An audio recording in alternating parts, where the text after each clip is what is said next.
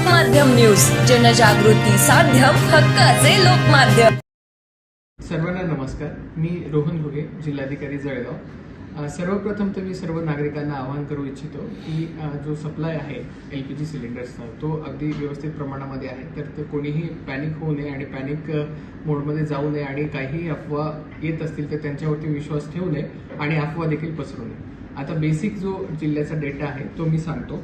आपल्याकडे सिंगल गॅसधारक सिलेंडरची संख्या 7,51,234 आहे. डबल गॅसधारक ग्राहकांची संख्या 4,84,816 आहे आणि असं मिळून एकूण गॅसधारक जे आहेत ते आपल्याकडे 12,36,050 आहेत आणि त्यामधील उज्ज्वला गॅस धारकांची संख्या ही 2,73,508 एवढी आहे.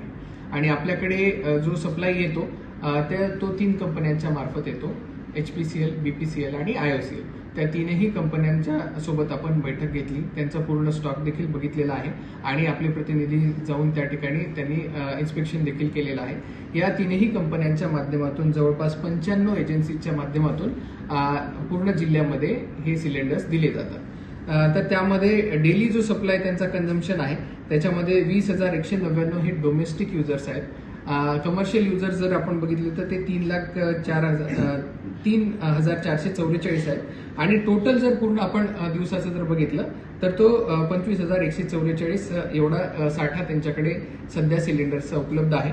आणि ट्रान्झिटमध्ये म्हणजे जे आता आपल्याकडे येत आहेत आपल्या जिल्ह्यामध्ये अशा प्रकारचे जे सिलेंडर्स आहेत ते 14,986 एवढे आहेत.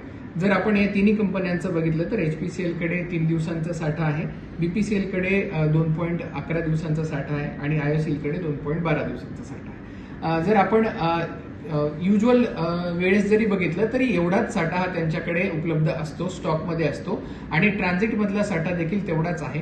तर त्यामुळे डोमेस्टिक सप्लाय हा कुठेही हॅम्पर झालेला नाही, त्यामुळे नागरिकांनी पॅनिक होऊ नये. डोमेस्टिक साठा हा फक्त ऑनलाईन बुकिंगद्वारेच मिळत आहे. ब्लॅक मार्केटिंग रोखण्यासाठी ऑनलाईन बुकिंगचा ऑप्शन आहे. त्यानंतर EKYC देखील करणं बंधनकारक आहे.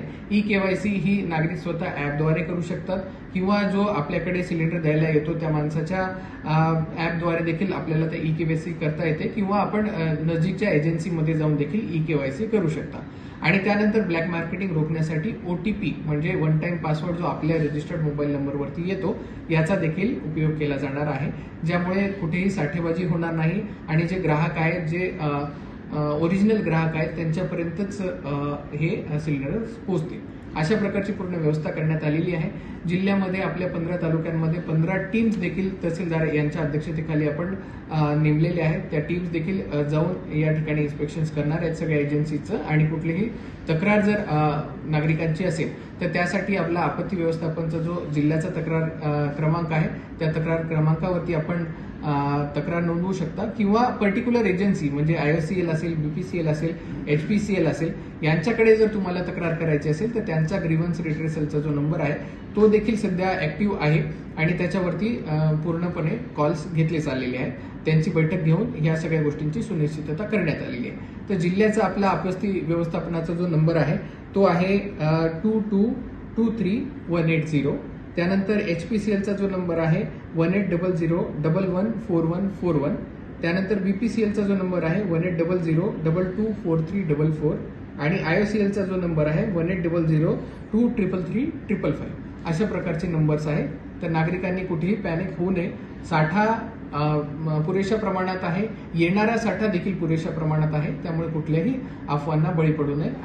गांधी तीर्थ निसर्गाच्या सानिध्यात महात्मा गांधींच्या जीवनावरील जगातील पहिले मल्टीमीडिया म्युझियम. आजच भेट द्या. गांधी तीर्थ, जैन हिल्स, जळगाव.